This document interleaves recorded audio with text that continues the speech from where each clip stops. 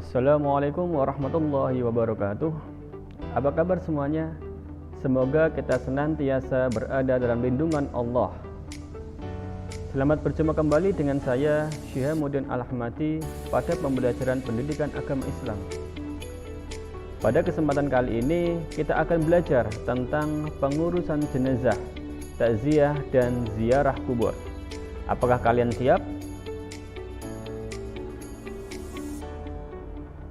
Yang akan kita bahas pada kesempatan kali ini, yang pertama yaitu tentang kewajiban terhadap jenazah, yang kedua tentang pengurusan jenazah, yang ketiga tentang takziah, keempat tentang ziarah kubur, dan yang kelima yaitu hikmah dan manfaat kepengurusan jenazah. Kita mulai dari yang pertama yaitu kewajiban umat Islam terhadap jenazah. Bila seorang muslim atau muslimah telah dinyatakan meninggal dunia, ada beberapa hal yang harus disegerakan dalam pengurusan jenazah oleh keluarganya, yaitu memandikan, mengkafani, mensolati, dan menguburkannya. Sedangkan hukum kepengurusan jenazah adalah fardu kifayah, yaitu wajib dilakukan oleh satu atau sebagian orang, sehingga menjadi gugur jika telah ada satu atau orang lebih yang telah melakukan pengurusan jenazah tersebut. Beberapa hal yang harus diperhatikan terhadap kondisi jenazah adalah seperti berikut ini.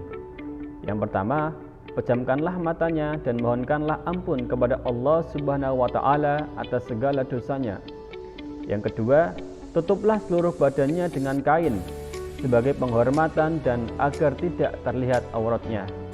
Yang ketiga, ditempatkan di tempat yang aman dan jauh dari jangkauan binatang buas.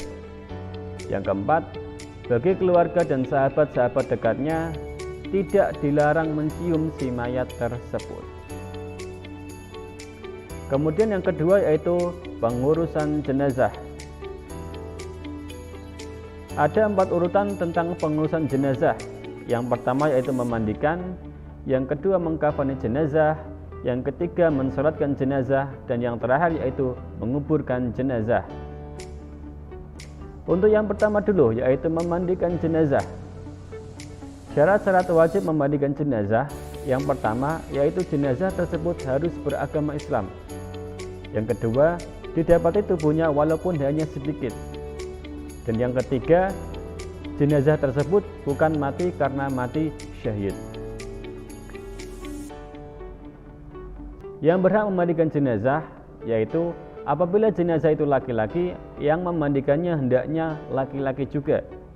Apabila jenazah itu perempuan, hendaklah dimandikan oleh perempuan.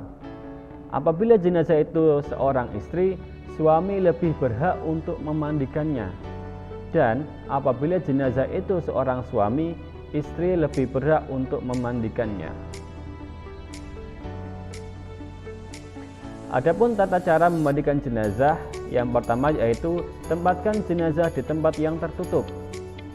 Kemudian letakkanlah jenazah di tempat yang tinggi. Pakaikan kain basahan seperti sarung agar auratnya tidak tertutup. Kemudian jenazah didudukkan atau disandarkan pada sesuatu. Setelah itu bersihkanlah mulut dan gigi jenazah. Jangan lupa untuk membersihkan semua kotoran dan najis yang terdapat dalam jenazah tersebut. Setelah itu jenazah diwudukan dan disunahkan membasuh 3-5 kali. Setelah dimandikan, langkah selanjutnya yaitu mengkafani jenazah. Kain kafan diambilkan dari uang si mayat sendiri. Orang yang selama ini menghidupinya yang membelikan kain kafan tersebut. Boleh diambilkan dari uang kas masjid atau kas RT RW atau yang lain secara sah. Apabila tidak ada sama sekali, wajib atas orang muslim yang mampu untuk membiayainya. Untuk jenazah laki-laki 3 helai kain kafan, dan untuk jenazah perempuan dibutuhkan 5 helai kain kafan. Kemudian untuk tata cara mengkafani jenazah, yang pertama persiapkan kain kafan sekitar 12 meter, kapur baru dan kapas. Potonglah kain kafan untuk membuat 3 lapis kain untuk jenazah laki-laki dan 5 lapis kain untuk jenazah perempuan dengan menyesuaikan tinggi dari badan mayat tersebut. Buatlah dari sisa potongan kain kafan untuk membuat tali 8 buah, baju, sarung, sorban atau kerudung dan cawat. Letakkan 7 tali posisi pada bagian atas kepala, leher, di bagian lengan, pantat, dan lutut. Jangan lupa pergelangan kaki dan di bawah kaki, dan 1 tali lagi pasangkanlah pada cawat. Setelah itu, letakkanlah kain helai demi helai, juga kapur barus di atas tali yang sudah diposisikan tadi. Letakkan sorban atau kerudung, kemudian baju, sarung, dan terakhir cawat. Letakkan dan posisikan jenazah di atasnya. Tutup lubang hidung, telinga, mata, dan lainnya dengan menggunakan kapas. Setelah itu, pasangkanlah cawat, kemudian sarung, baju, dan sorban. Mulai membungkus jenazah dengan rapi, dan jangan lupa untuk menalikan kain kafan dengan posisi simpul berada di sebelah kiri.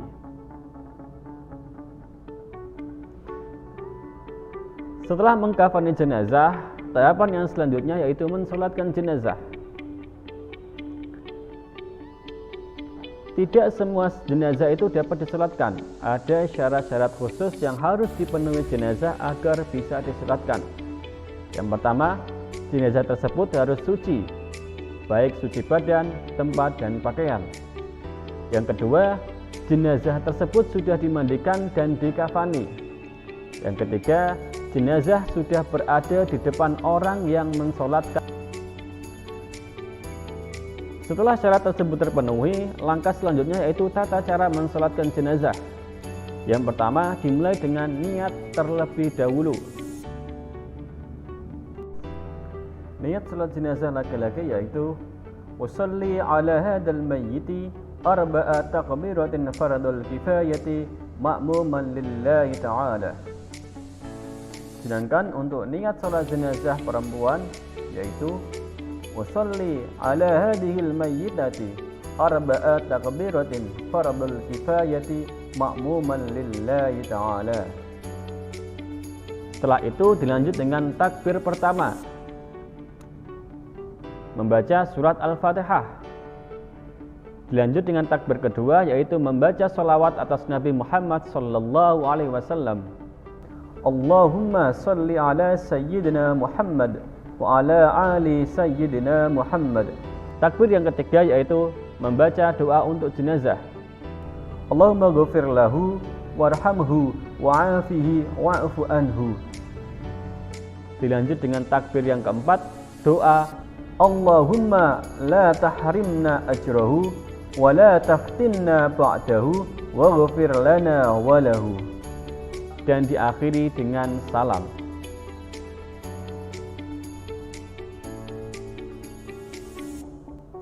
Setelah jenazah tadi dimandikan, dikafani, disolatkan, tahapan yang terakhir yaitu menguburkan jenazah. Ada beberapa anjuran dalam menguburkan jenazah. Yang pertama, dianjurkan agar jenazah segera dikuburkan. Menguburkan jenazah pada siang hari, kemudian meluaskan lubang kubur. Bacaan meletakkan jenazah dalam kubur adalah Bismillahi ala millati Rasulillah. Dan dalam riwayat lain mengatakan Bismillahi ala millati Rasulillah wa ala sunnati Rasulillah.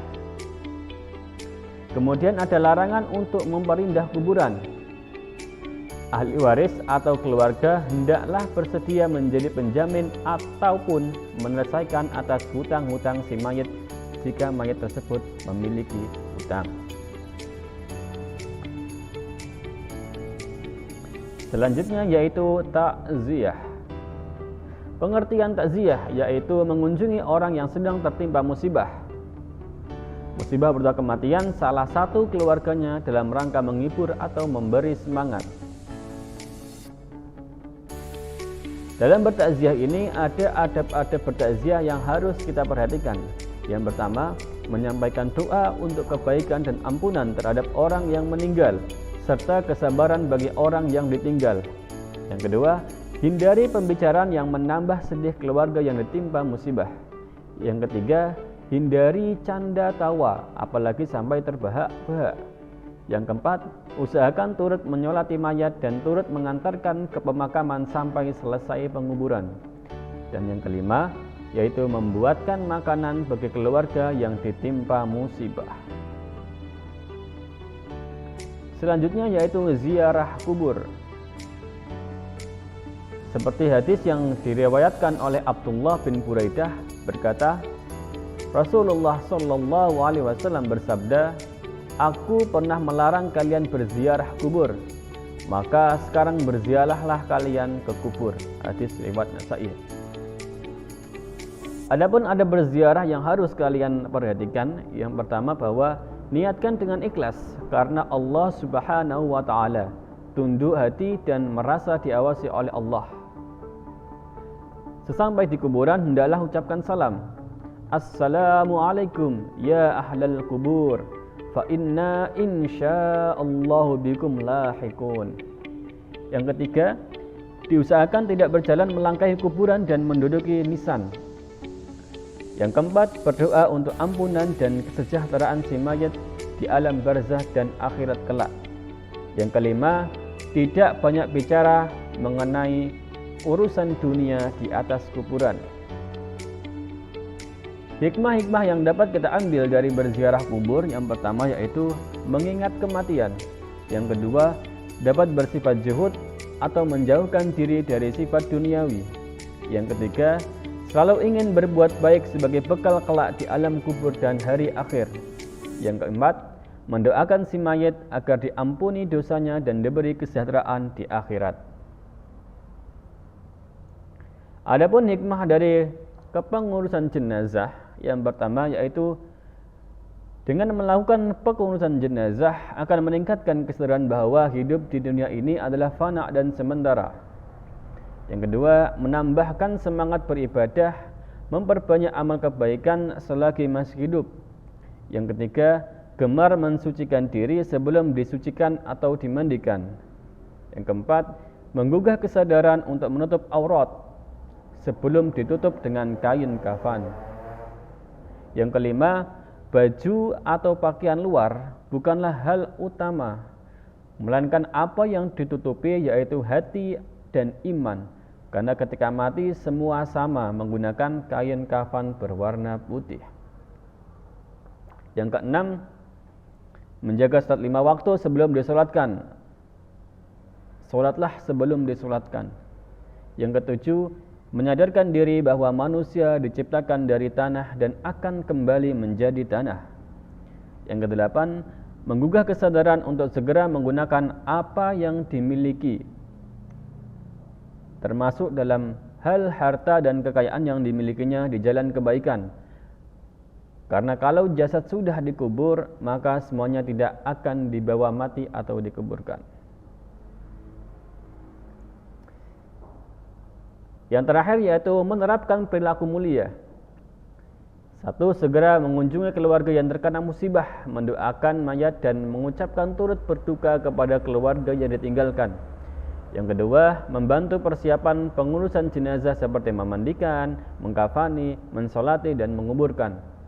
Yang ketiga, memberikan bantuan kepada keluarga korban untuk meringankan bebannya sesuai kemampuan kita. Dan yang terakhir yaitu menghibur keluarga korban dengan ucapan-ucapan optimis dan nasihat tentang kesabaran dan ketabahan.